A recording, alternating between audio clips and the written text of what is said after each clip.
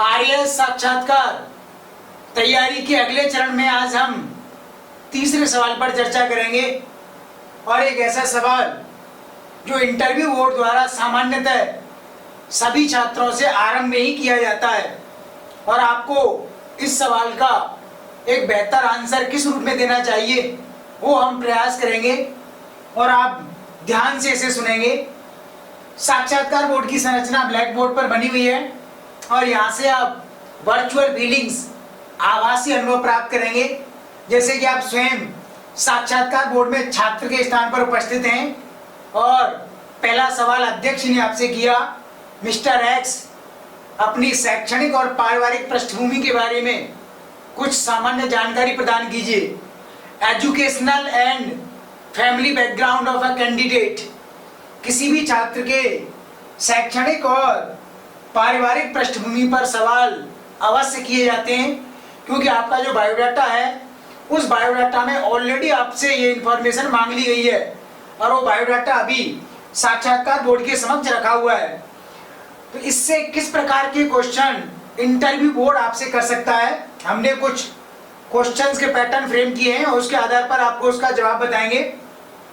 सबसे पहले शैक्षणिक आधार, एजुकेशनल बेस या एजुकेशनल बैकग्राउंड पर क्या क्या क्वेश्चन पूछे जा सकते हैं। पहला क्वेश्चन ये है कि आपकी प्राथमिक शिक्षा कहाँ से हुई है, सरकारी स्कूल से या प्राइवेट स्कूल से, पब्लिक स्कूल या प्राइवेट स्कूल। ये सवाल सामान्यतः किया जाता है क्योंकि इसके पीछे ये है आपके दृष्टिकोण को इसके आधार पर जांचा जाएगा। अगर आपने कहा कि मेरी प्राथमिक शिक्षा प्राइमरी एजुकेशन सार्वजनिक स्कूल से, सरकारी स्कूल से हुई है, प्राइवेट स्कूल से नहीं, तब वो दोनों स्कूलों की एजुकेशन क्वालिटी में आपसे तुलना करने के लिए कहेंगे।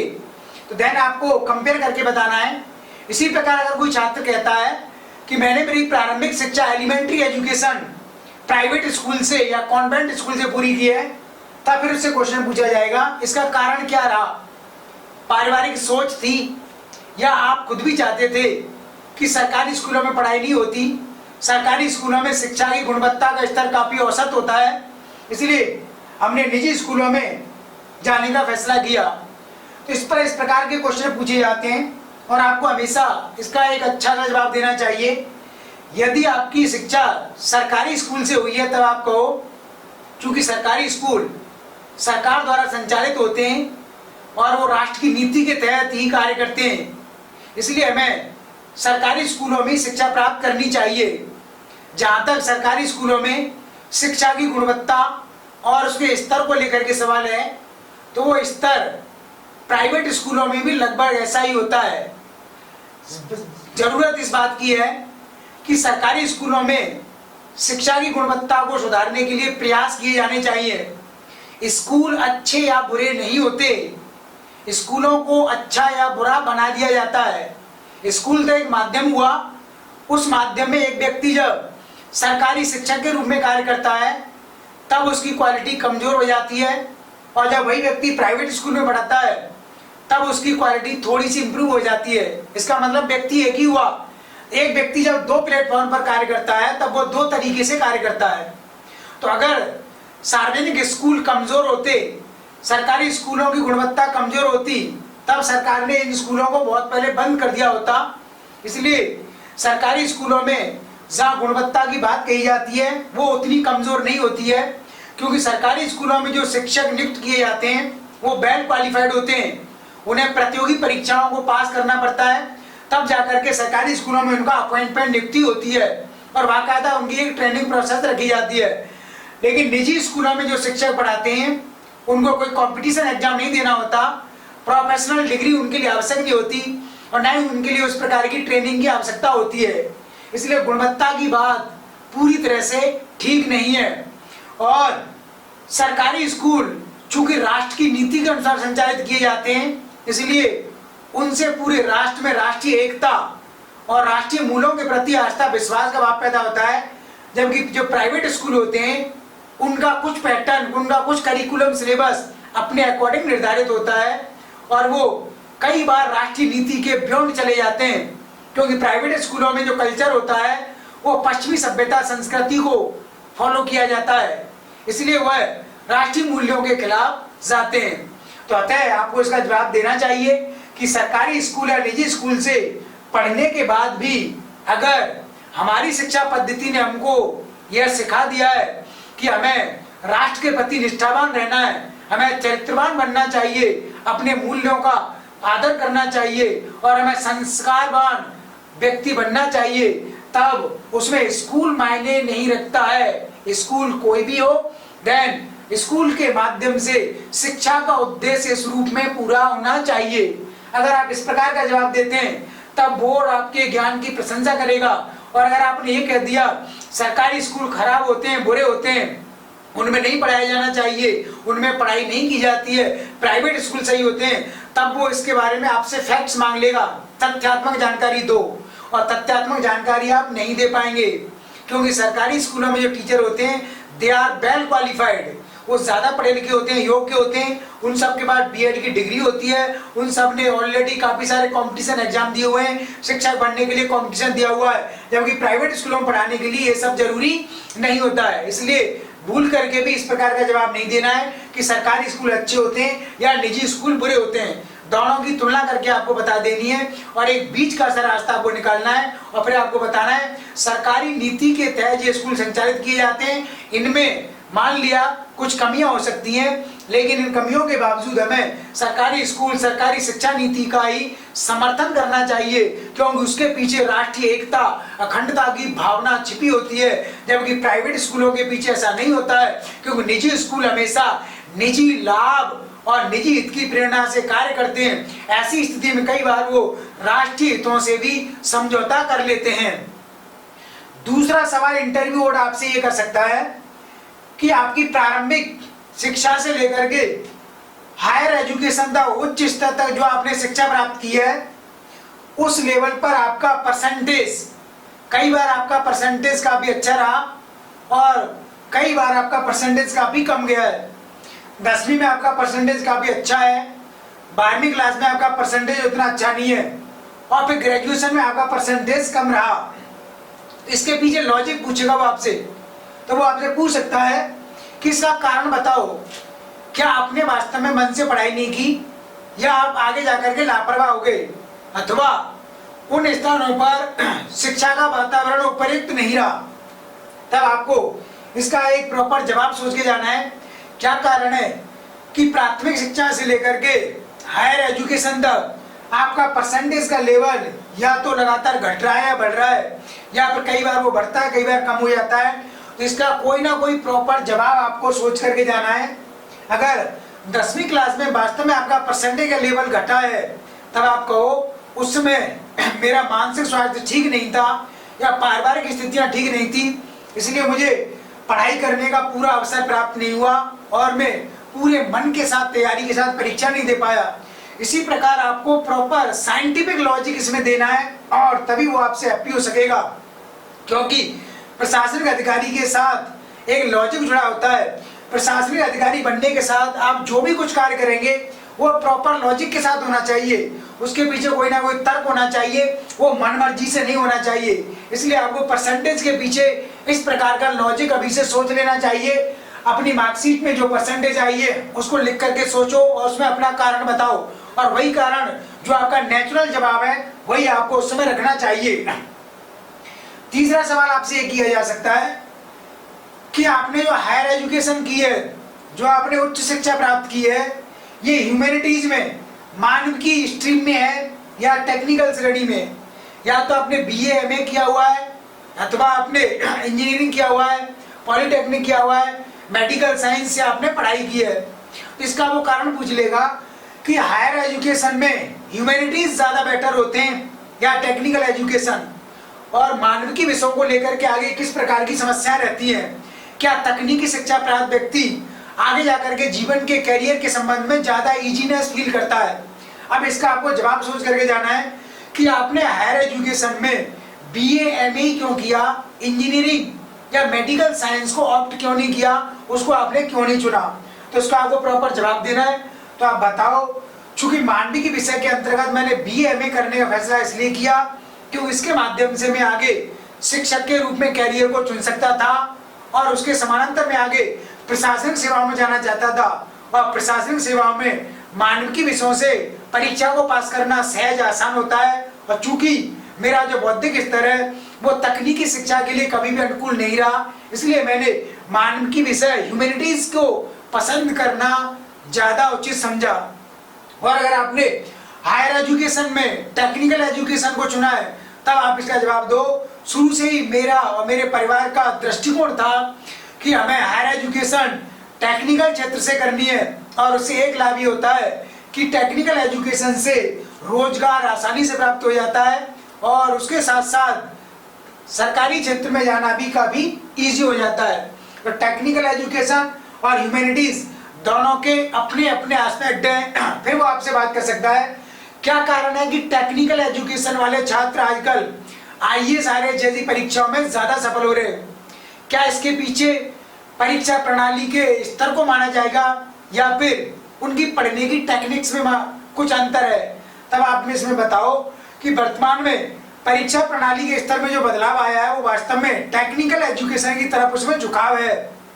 जैसे आरएस एग्जाम में प्रारंभिक परीक्षा में मैथ रीजनिंग को पूछा जाता है, तो मैथ रीजनिंग के 35 के आसपास क्वेश्चन पूछे जाते हैं। तो डेफिनेटली जो व्यक्ति इंजीनियरिंग बैकग्राउंड से है, डॉक्टर वाले फील्ड से है, वो मैथ रीजनिंग को बहुत इजीली टैकल कर सकता है, इसलिए प्री परीक्षा पास करना उसके लिए आसान हो जाता है। इसी प्रकार आरएस मुख्य परीक्षा में जो सेकंड पेपर आपने बना रखा है उसमें 100 नंबर का मैथ रीजनिंग का पार्ट शामिल किया हुआ है, इसलिए यहाँ भी टेक्निकल स्टूडेंट बाजी मार जाते हैं। तो आप कहो एक कारण तो इसका यही है कि वर्तमान परीक्षा प्रणाली का जो पैटर्न है वो टेक्निकल एजुकेशन की तरफ झुकाव रखता है, और दूसरा टेक्निकल एजुकेशन वाला जो व्यक्ति होता है वो पढ़ने के प्रति ज्यादा सजग होता है, वो ज्यादा कमिटेड होता है, क्योंकि टेक्निकल एजुकेशन में उसको लंबी सिटिंग का एक एक्सपीरियंस प्राप्त होता है, जबकि ह्यूमैनिटीज के साथ ये हमेशा एक कमजोर पक्ष बना रहता है। फिर आप कहो कि परीक्षा पास करने की दृष्टि से मानविकी विषय और जो तकनीकी विषय होते हैं दोनों ही सुटेबल होते हैं। कोई भी विषय अच्छा बुरा नहीं होता है, विषय हमेशा न्यूट्रल होता है। कोई भी छात्र जिस विषय पर जितना वर्कआउट करता है, जितना मेहनत करता है, वही विषय उसके लिए उतना सुटेबल उपयुक्त बन जाता है। अगर कोई छात्र हिस्ट्री को बेहतर तरीके से पढ़ता है तब उसके लिए हिस्ट्री बहुत आसान हो जाएगा, और दूसरा छात्र हिस्ट्री को बोरिंग सब्जेक्ट मानता है, उसमें इंटरेस्ट नहीं जगाता है, तब उसके लिए इतिहास विषय एक अच्छा विषय नहीं बन पाएगा। तब ये सवाल का जवाब निष्कर्ष के रूप में आप कहो कि विषय न्यूट्रल होते हैं, स्ट्रीम न्यूट्रल्स होते हैं। अगर कोई एक विषय क्षेत्र ही ठीक होता तब सरकार ने विभिन्न प्रकार के विषयों को नहीं चलाया होता। 30 से अधिक सब्जेक्ट्स लागू कर रखे हैं, सभी सब्जेक्ट में परीक्षा ली जाती है। इसका अर्थ ये हुआ कि व्यक्ति या छात्र की पृष्ठभूमि पर निर्भर करता है कि वो किसी विषय के साथ कितना मेहनत करता है, कितना न्याय करता है। तो एजुकेशन बैकग्राउंड पर इतने प्रकार के सवाल आपसे किए जा सकते हैं। तो देन इस आधार पर आप अपने एजुकेशन बैकग्राउंड को पूरी तरह से कंप्लीट करने का प्रयास करेंगे। दूसरा क्वेश्चन आपसे ये पूछा जा सकता है आपके फैमिली बैकग्राउंड पर, आपका फैमिली बैकग्राउंड किस प्रकार का रहा। फैमिली बैकग्राउंड पर पहला सवाल ये हो सकता है कि आपकी पारिवारिक पृष्ठभूमि आपके बायोडाटा में ग्रामीण कृषक परिवार के रूप में है, रूरल फार्मर्स बैकग्राउंड, यानी आप ग्रामीण कृषक परिवार से संबंधित हैं, आपके माता पिता किसान हैं, खेती करते हैं। तब इस पर कई प्रकार के सवाल आपसे पूछ सकता है, क्या आपने कभी कृषि कार्यों में हाथ बटाया है, और अगर आपने हाँ में जवाब दिया तब आपसे पूछेगा किस प्रकार से आपने कृषि कार्यों में हाथ बटाया है, कैसे आपने माता पिता की हेल्प की, कृषि कार्यों को करते समय किस प्रकार की समस्याएं आती हैं, क्या कृषि के लिए मौसम जलवायु जैसी परिस्थितियों का ध्यान रखना आवश्यक है, रबी की फसल खरीफ की फसल क्या होती है, इन फसलों का विभाजन किस आधार पर किया जाता है। अब अगला क्वेश्चन पूछेगा क्या किसान परिवार से किसी छात्र का आईएएस आईएएस बनना कठिन है, तब आपको इसका जवाब देना पड़ेगा ये आवश्यक नहीं है, यानी किसान परिवार से भी छात्र आईएएस आईएएस बन सकता है, बशर्ते कि परिवार अगर मेंटली फाइनेंशियल सपोर्ट करे और छात्र वास्तव में अपने टारगेट के प्रति, अपने लक्ष्य के प्रति जागरूक रहे। तो बैकग्राउंड प्रभावित करता है, नो डाउट। आप कहो अगर कमजोर ग्रामीण कृषक परिवार है, फाइनेंशियली वीक है, कमजोर है, तब गारंटीड आपको डिफिकल्टीज आएगी, इस टारगेट को प्राप्त करने में मुश्किलें आएंगी। लेकिन आप ये भी कहो कि अगर छात्र का डिटर्मिनेशन, दृढ़ निश्चय बहुत कठोर है, स्ट्रॉन्ग है, तब वह कमजोर पारिवारिक पृष्ठभूमि के बावजूद IAS IRS जैसे लक्ष्य को प्राप्त कर सकता है। क्योंकि अगर ये सत्य नहीं होता तब आप सुनते होंगे रिक्शे वाले का बेटा भी IAS बना, RAS बना, झुग्गी झोंपड़ी से भी बच्चे सेलेक्ट होते हैं, किसान का बेटा भी RAS ऑफिसर बन गया। इसका मतलब हमारा दृढ़ निश्चय होना चाहिए। अगर हमारा फैमिली बैकग्राउंड कमजोर है, कृषक परिवार से है, फाइनेंशियली हम लोग कमजोर हैं, वीक हैं, तब अगर आपकी सफलता में समय भले ही अधिक लग जाए, लेकिन गारंटीड आपको निश्चित रूप से अंतिम रूप से सफलता मिल सकती है। तो ग्रामीण कृषक परिवार सफलता में बाधक नहीं होता है। सुविधाएं एक सीमा तक व्यक्ति को हेल्प करती हैं, लेकिन इतिहास ऐसे उदाहरणों से भरा पड़ा है जहां कमजोर सुविधाएं या बिना सुविधाएं के अभाव में भी छात्रों ने बेहतर और उच्चतम मुकाम प्राप्त किए हैं। इसी प्रकार अगर आपने बायोडाटा में लिखा हुआ है कि मैं बिजनेसमैन फैमिली से हूँ, माता पिता का निजी व्यवसाय है और टॉप लेवल के उद्योगपति पूंजीपति है, तब व्यापार के बारे में कई क्वेश्चन करेगा। व्यापार की प्रकृति, क्या कारण है कि वर्तमान में व्यापारियों को विभिन्न प्रकार की समस्याएं आ रही हैं, सरकार व्यापारियों की समस्याओं को किस प्रकार दूर करती है, RAS ऑफिसर बनने के पश्चात आप व्यापारियों के लिए किस प्रकार से कार्य कर सकते हैं, किसानों की इनकम बढ़ाने के लिए RAS ऑफिसर बनने के पश्चात आप राज्य की सरकार को किस प्रकार की सलाह देना चाहेंगे और क्यों देना चाहेंगे। तो इस संबंध में आपको विभिन्न प्रकार के प्रश्नों के बारे में विचार कर लेना चाहिए। इसी प्रकार अगला सवाल किया जा सकता है, अगर आपके माता पिता पहले से सरकारी नौकरी में, सरकारी सेवा में है, सरकारी सेवा में पहले से ही वो RAS RPS ऑफिसर हैं या IAS IPS ऑफिसर हैं, तब गारंटीड आपसे कई प्रकार के सवाल पूछ लेगा वो कि क्या कारण है कि सेवारत जो परिवार होते हैं उनके बच्चे ज्यादा सेलेक्ट होते हैं। तब इस बात को खारिज कर दो आप, नहीं, ये तथ्य पूरी तरह से सही नहीं है।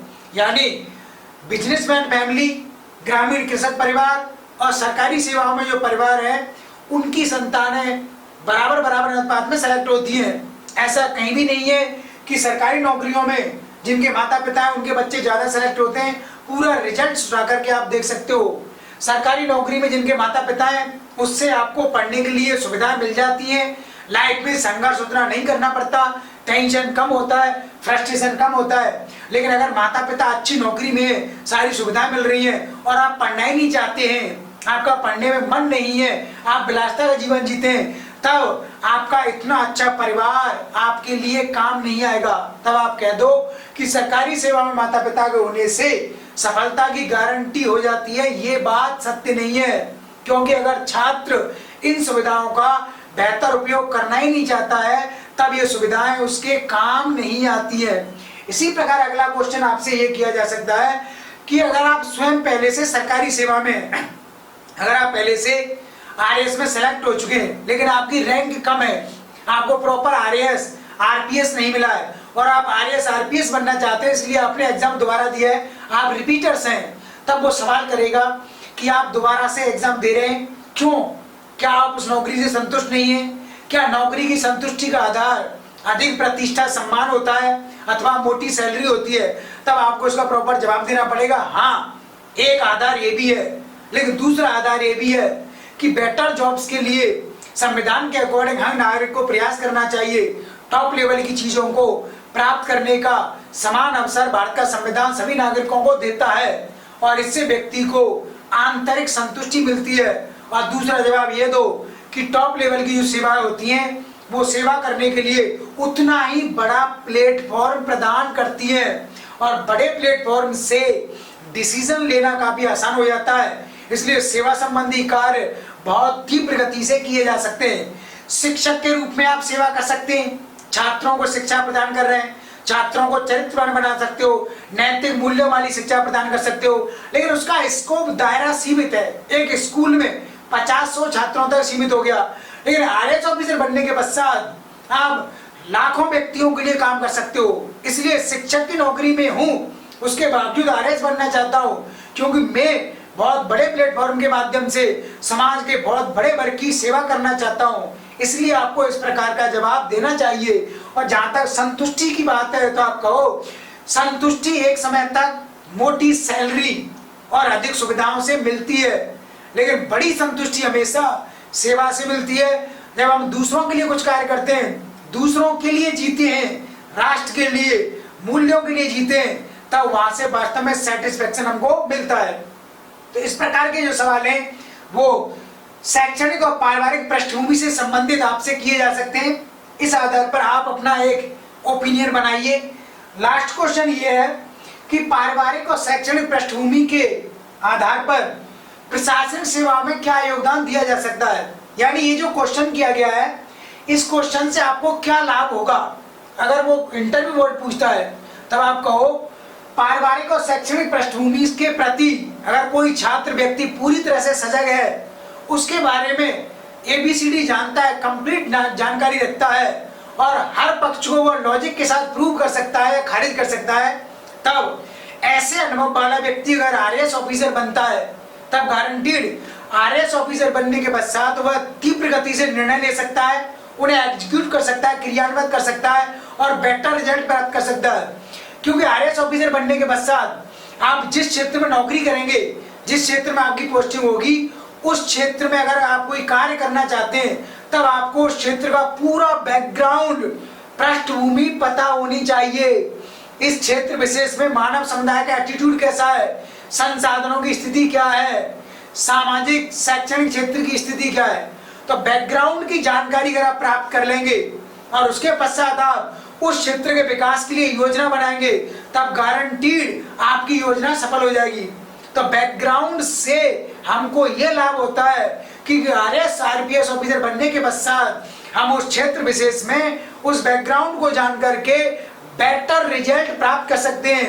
अगर मैं उस क्षेत्र के बैकग्राउंड की जानकारी है ही नहीं और हमने अगर योजना बना दी, तब गारंटीड आपकी योजना सफल नहीं हो सकती, वो विफल हो जाएगी।